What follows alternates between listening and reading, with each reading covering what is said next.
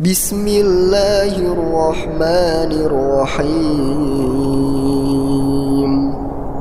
Walaqad dzara'na li jahannama katsiran minal jinni wal insi lahum qulubun la yafqahuna biha wa lahum a'yunun la yubsiruna biha wa lahum adhanun la yasma'una biha ulaika kal an'ami bal hum adallu ulaika humul ghafilun.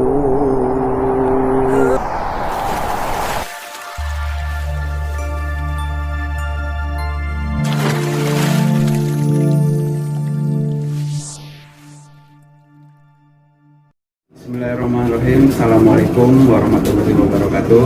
Waalaikumsalam warahmatullahi wabarakatuh. Hari ini saya berkunjung ke rumah kediaman Bapak Samin. Terima kasih Pak Samin sudah menerima kunjungan saya. Juga saya memberitahukan kepada para teman-teman subscriber bahwa channel saya hari ini berganti nama channel menjadi Antares Channel. Mudah-mudahan pergantian nama ini membawa menjadi positif dan lebih baik lagi.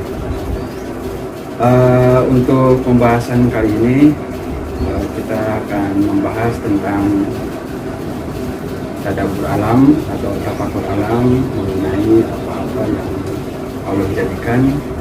Tentunya ada kaitan langsung dengan kita sebagai manusia yang patut kita pikirkan dan kita telusuri lebih jauh, lebih dalam. Supaya apa? Supaya ada pengenalan diri dari kita kepada Yang Maha Kuasa. Baiklah, Assalamualaikum warahmatullahi wabarakatuh. Terima kasih kepada Pak Ustadz dan Pak Didi atas kunjungannya kemarin. Kesempatan saya untuk bertanya apa gimana ya? Ya, kita ngobrol aja. Ya, kalau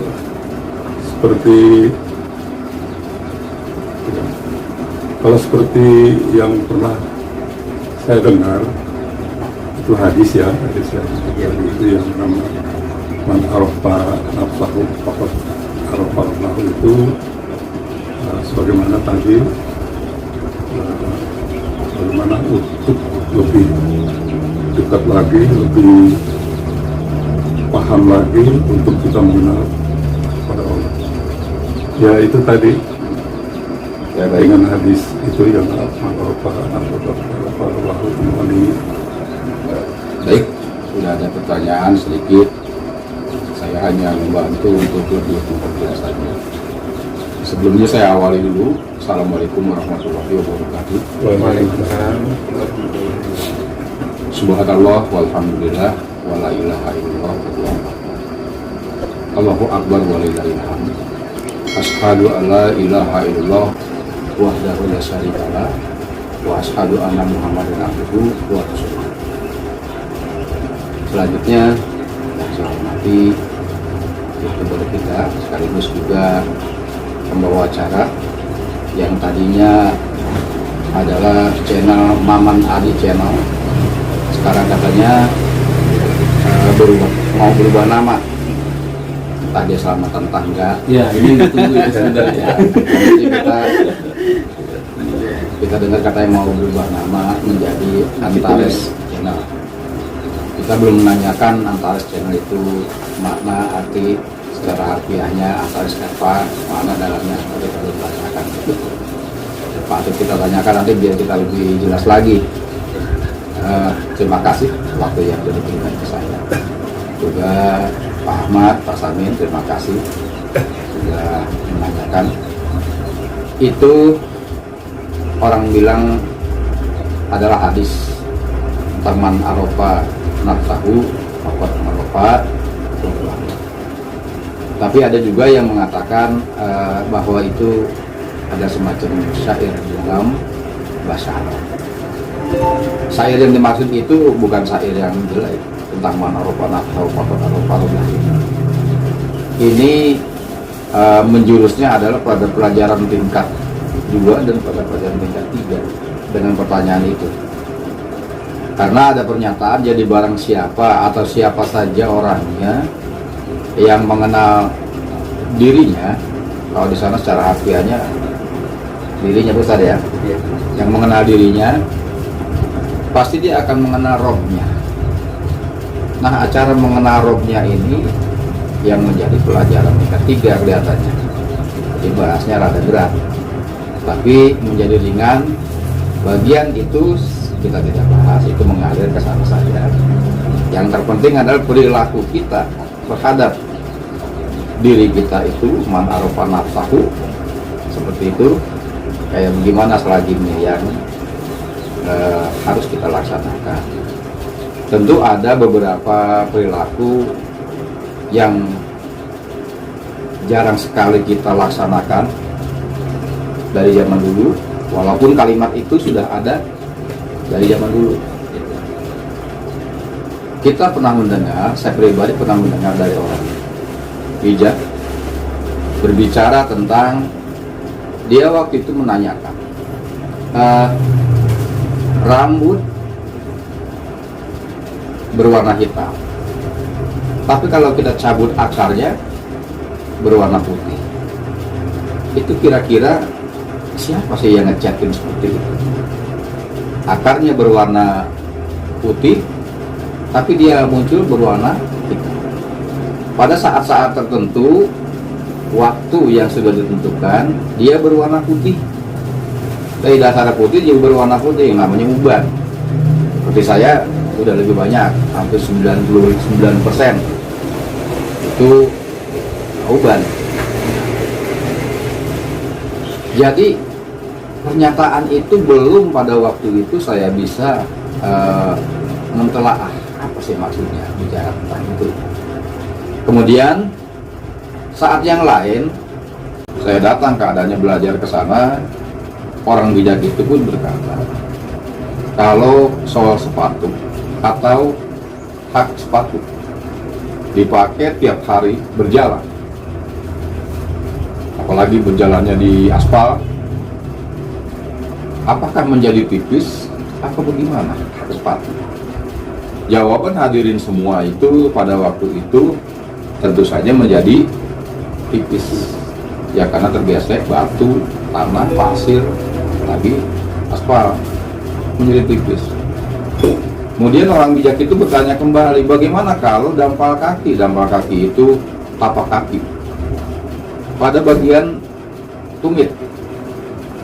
Tumit apa tumit ya, bagian tumit. Kalau seseorang nggak pakai sepatu, nggak pakai sendal, dia berjalan aja jauh, tiap hari dia berjalan, itu tumit kakinya apa semakin tebal, apa semakin menipis?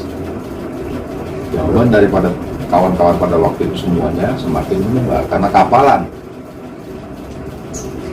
Lalu selanjutnya dia bertanya, kalau begitu siapa kira-kira yang menebalkan tumit di kaki, kulit di pada tumit itu? Siapa yang menebalkan itu? Seharusnya dia menjadi menipis. Kenapa kok ini malah menjadi menebal? Jawabannya ya karena kapalan. Iya. Kenapa bisa jadi begitu? Kalau sepatu malah menjadi tipis. Kan seperti itu. Nah, dari pembicaraan kita waktu itu belajar, antara dia berbicara dari rambut sampai ke apa kaki, sampai di rumah terpikir beberapa waktu kemudian, oh kalau begitu orang bijak itu mau berkata, pelajarilah, telaahlah, telusuri dengan pemikiranmu, dengan penglihatanmu, dengan pendengaranmu, hatimu kamu pakai sebagai bahan untuk pertimbangan tentang hal ihwal apa yang kamu pikirkan itu tentang dirimu, dari mulai ujung rambut sampai nama kaki. Nah, jadi ada perintah di dalamnya itu, pelajari dari mulai ujung rambut sampai nama kaki. Itu berarti semua. Nah, kurang lebihnya sementara awalan daripada cerita itu begitu, Ustaz.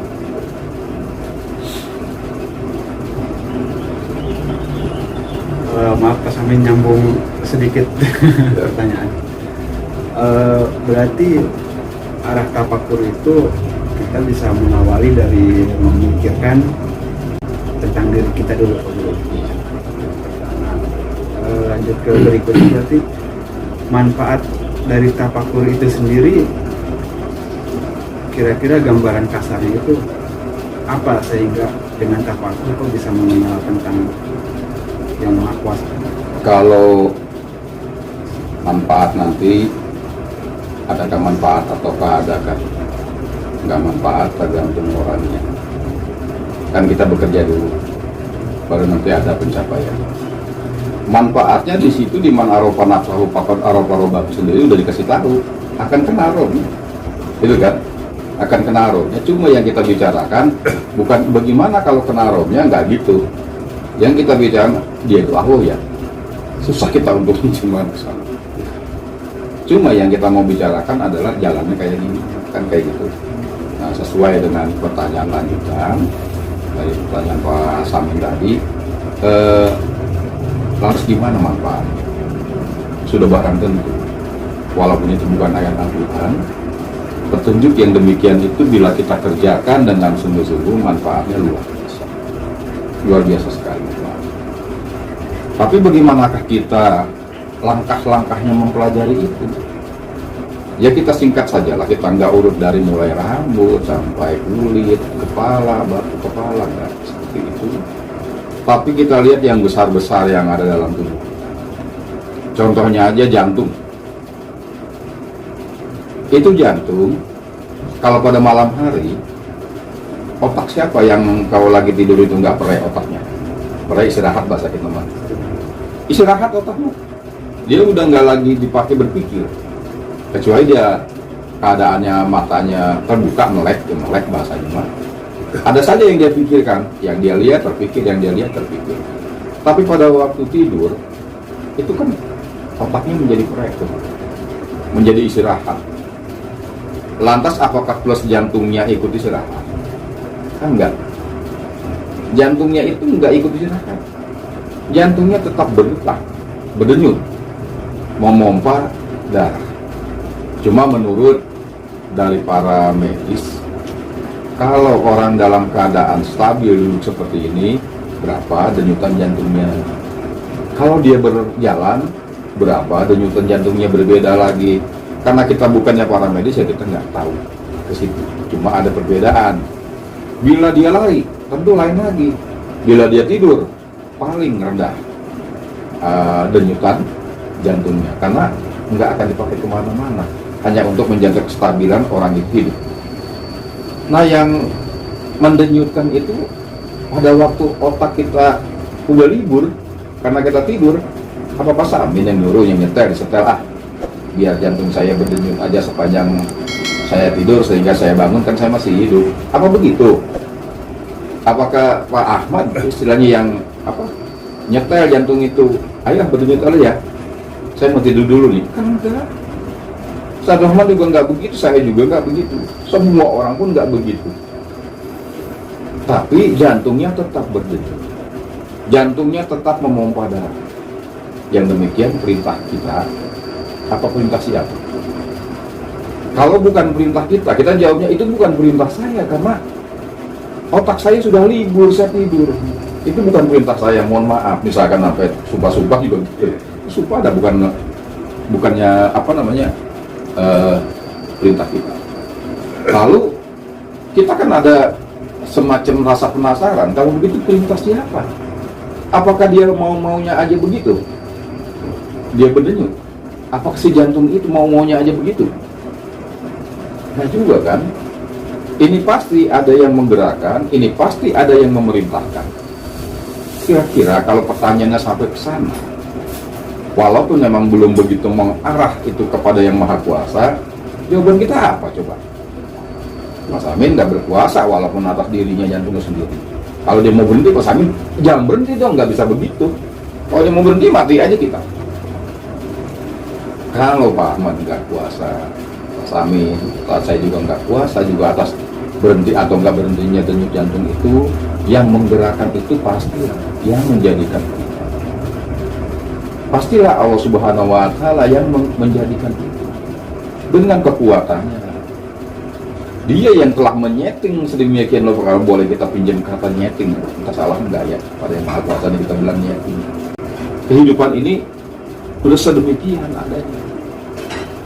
Jantungnya selama kita masih memang diberikan umur sama yang Maha Kuasa, jantungnya tetap berdenyut walaupun kita dalam keadaan tidur. Ternyata demikian Allah memberikan kehidupan kepada kita lewat jantung. Satu, kan gitu. Adakah rasa kita nyampe ke sana? Adakah kita bilang, ya Allah, Engkau yang maha menghidupkan saya. Pada saat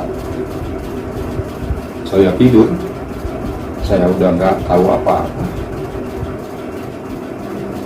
Ternyata Engkau masih memberikan kehidupan bagi saya, jantung saya jantung saya berdetak. Nah, saya pribadi udah nggak puas saat itu. Kalian pasang. Sekiranya arah berpikir kita sampaikan untuk memastikan bahwa itulah kuasanya Allah, itulah bisanya Allah, itulah maha adilnya Allah. Manusia diberi hidup, pada waktu malam dia harus tidur, tapi jantungnya tetap berdenyut untuk menjamin dia tetap tidur. Mohon maaf, ada insiden dikit.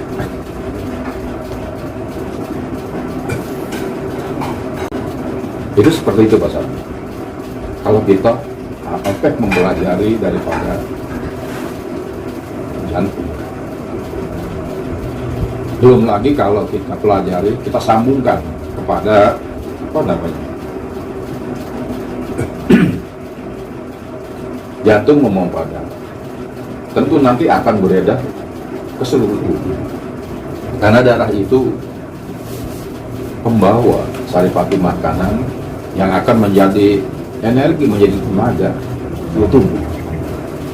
Dan kita ketahui dari para medis juga, atau dari ilmu pengetahuan alam juga ada di situ, bahwa di dalam darah yang membawa saripati makanan, saripati makanan itu kalau dia harus menjadi kalor harus dibakar. Pak Ahmad itu tugas yang membakarnya adalah oksigen. Nah, oleh karena itu kita bernafas. Nah, pada saat kita bernafas tentu ada alat yang kita gunakan, yaitu paru-paru. Seiring jantung tetap berdenyut, paru-paru kita pun berkembang kempis mengiringi irama daripada jantung tadi. Untuk apa itu paru-paru kita juga turut kembang kempis? Tetap biar agar sewaktu tidur pun udara tetap bisa keluar masuk lewat hidung, masuk ke paru-paru, keluar lagi. Bila mengeluar, bila ada udara yang keluar, itu adalah karbon dioksida. Bila udara yang masuk ke sana nanti disaring, itu yang dipakai adalah oksigen. Artinya yang kita gunakan oksigen untuk membakar saripati makanan. Nah, kita nilai dulu di situlah. Padahal kita menghirup udara bebas. Apakah di udara ini hanya ada zat yang namanya oksigen aja, Pak Ahmad? Enggak kan? Enggak. Pasti bercampur. Ya, diantaranya yang kita kenal ada karbon dioksida lah, dan dia masuk bersama-sama. Di situ siapa yang lagi memilih-milih?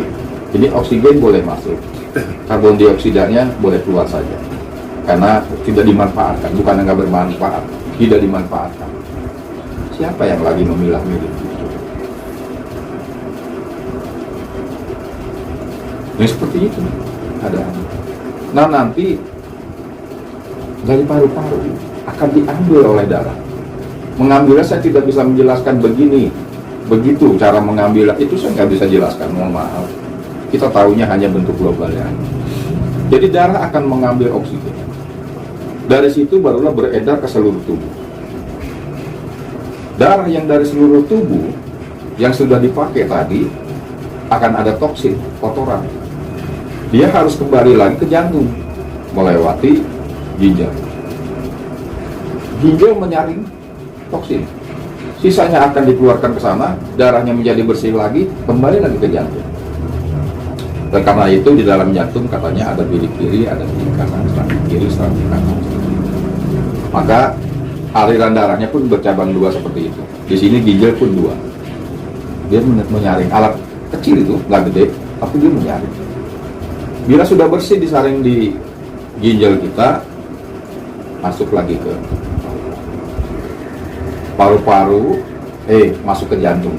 Jantung, paru-paru, ada ginjal, oksigen. Itu jadilah kita. Walaupun pernak-pernik yang lainnya masih baik. Nah yang demikian itu sehari-hari ini kan kita nggak nyuruh-nyuruh. Ayo dong paru-paru tetap kembang kempis biar saya tetap bisa masuk udara. Kan nggak nyuruh kita. Kita nggak pernah bisa memerintah. Pada waktu dia berhenti, mau berhenti, kita nggak bisa juga. Dokter juga angkat tangan, ini udah berhenti Pak. Gitu. Jantungnya sudah berhenti, paru-parunya juga ikut berhenti. Sampai ditekan-tekan bagaimanapun, tetap kalau mau berhenti saya. Di situ, barulah kita bisa melihat. Ternyata di sela-sela kehidupan kita yang kurang kita sadari, tiap hari berjalan ke sana, berjalan ke sini. Kehidupan tetap berjalan kepada kita, dan itu Allah yang menjadikan kehidupan. Mungkin dengan kalimat man arofa nafsahu faqad arofa roba, bila kita mempelajari seperti itu, akan timbul rasa keharuan kita. Karena apa? Tergugah daripada keluar biasaan yang Allah jadikan. Luar biasa, apakah kita nggak menganggap luar biasa Pak Samit? Jantung kita berdenyut begitu tanpa berhenti sebelum waktunya Allahnya nyuruh berhenti. Itu nggak berhenti dia. Pada waktu kita tidur udah nggak tahu-tahu dia nggak berhenti. Apakah nggak luar biasa? Bagi kita luar biasa. Kalau mungkin belum bisa mengatakan luar biasa, mungkin kita memang belum melihat, ya kan?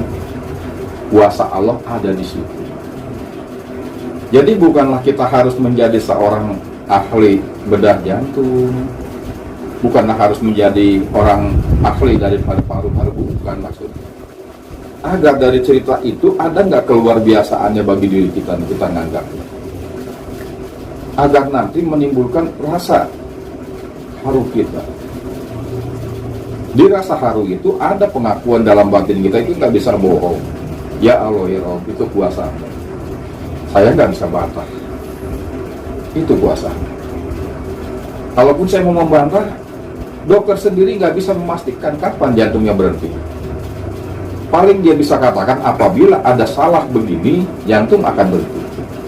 Tapi memastikan kapan jantungnya berhenti nggak bisa. Dokter.